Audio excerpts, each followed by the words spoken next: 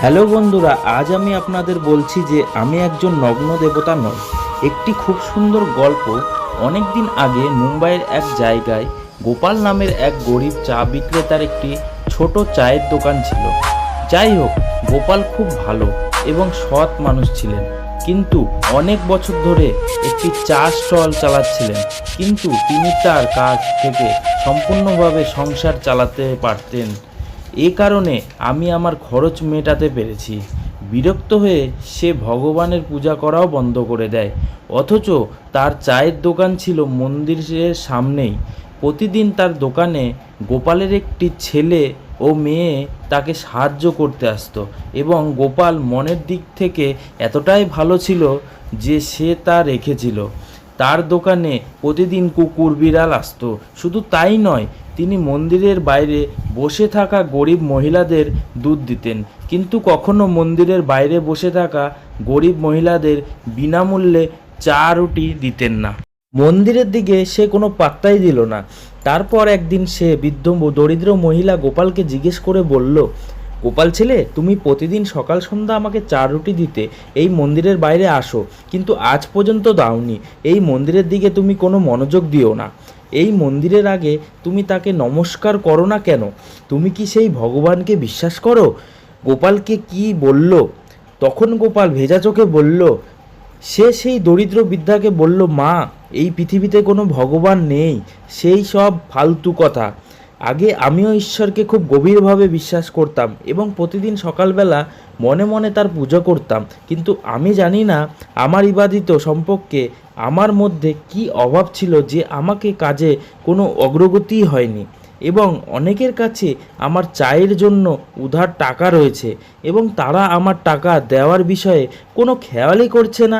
এখন আমি কি করব? এই দেবতাও এই বলে কেউ আমাকে সাহায্য করে না। গোপাল ওখান থেকে চলে যেতেই বুড়ো বেচারা গোপালকে থামিয়ে বলল, গোপাল ছেলে, চিন্তা করো না, ভগবানের ঘরে দেরি হবে, কিন্তু তোমার বিশ্বাস নেই।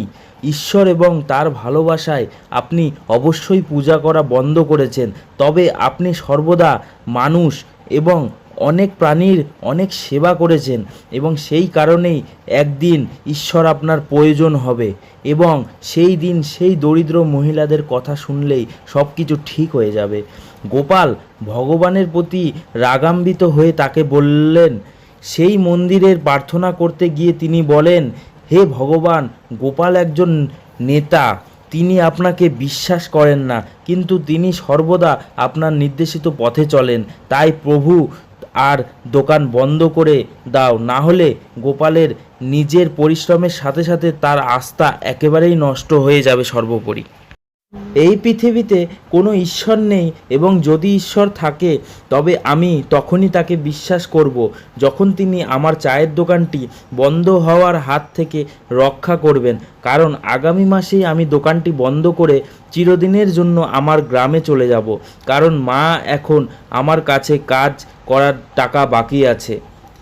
এই কথা বলে গোপাল চোখে জল নিয়ে দোকানের দিকে যায়। ঠিক তখনই সেই অতি দরিদ্র মহিলাটিও সেই চা বিক্রেতার কাছে আসে। এটা ছিল গোপালের বাপের বাড়ি।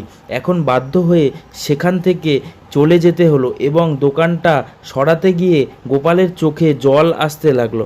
তারপর গোপালের চায়ের দোকানটা সরাতে গেলেই সেখানে আগুন লেগে গেলে অতি পুরাতন দোকানের পাশের দোকানে যখন তিনি একটি গভীর গর্ত খনন করতে লাগলেন, তখন গোপাল সেখানে একটি শক্ত জিনিস দেখতে পেলেন, এবং যখন তিনি গর্তটি সম্পূর্ণরূপে অনুসন্ধান করলেন, তখন তিনি সেখানে একটি পিতলের বাক্স দেখতে পেলেন, এবং গোপাল যখন এই বাক্সটি খুললেন, তখন তিনি তা দেখে সম্পূর্ণ অবাক হয়ে গেলেন।